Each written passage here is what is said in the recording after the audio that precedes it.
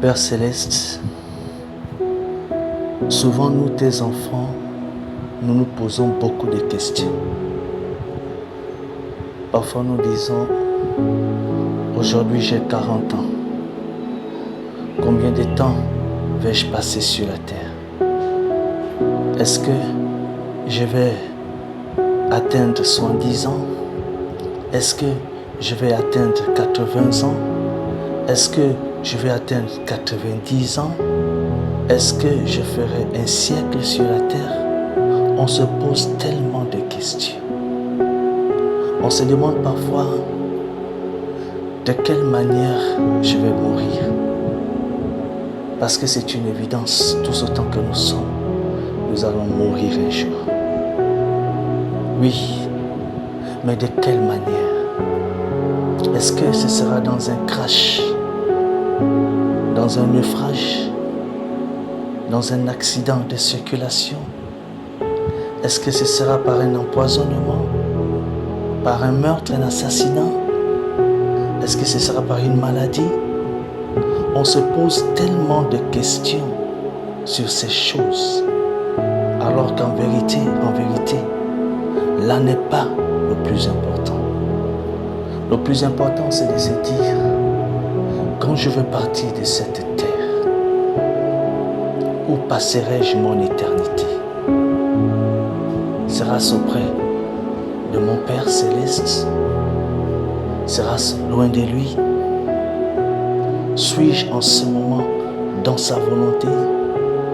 Suis-je en train de faire en ce moment, pendant que je suis là en vie?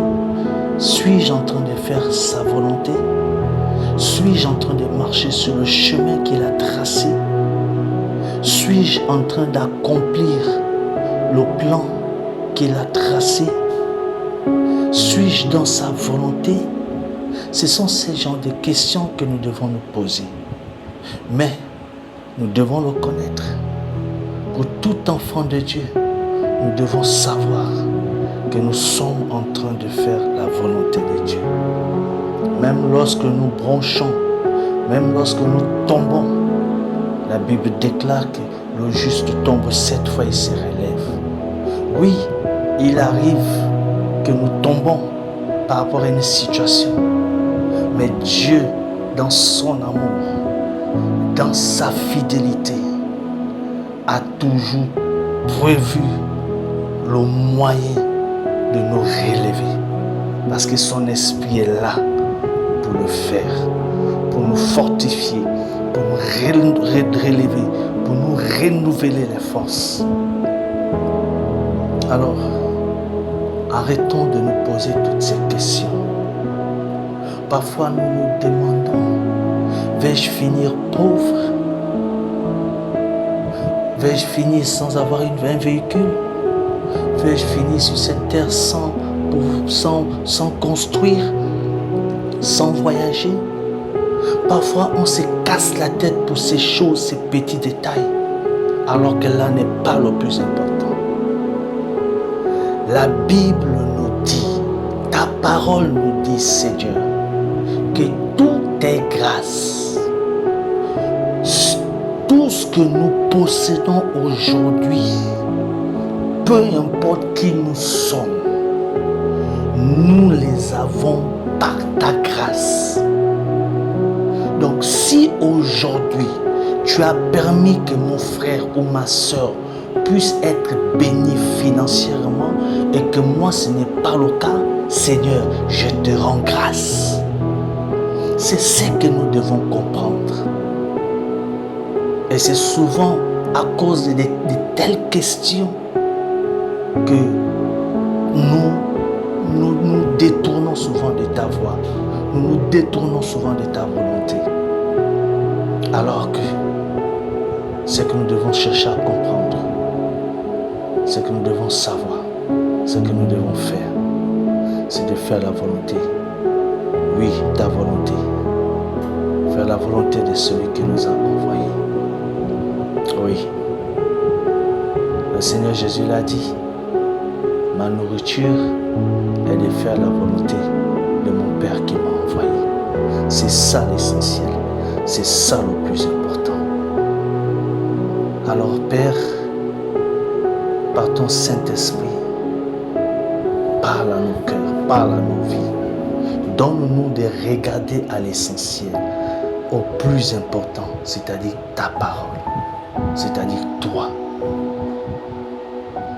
Alors aide-nous, Seigneur, à regarder à toi. Parce qu'aujourd'hui, beaucoup de tes enfants, malheureusement, passent souvent à côté de l'essentiel. Parce qu'ils se posent les mêmes questions que les païens. Le païen, lui, il cherche toutes ces choses. Nous, ce qui nous importe, c'est le royaume des cieux, c'est-à-dire ton royaume et ta justice.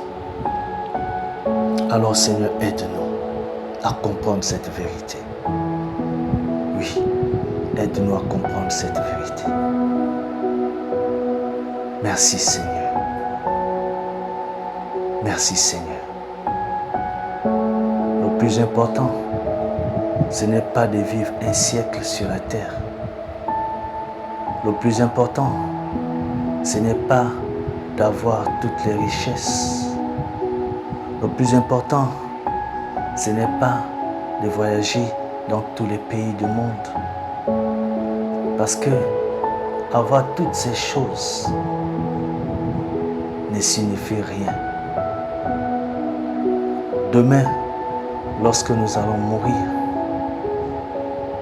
quelques semaines après, le monde nous oubliera. Et le monde oubliera que nous avons possédé toutes ces choses. C'est comme ça comment le monde est fait. Ce qui est plus important pour nous, c'est le royaume des cieux et sa justice que nous devons chercher pendant que nous sommes sur la terre. Alors Seigneur, donne-nous de regarder à toi.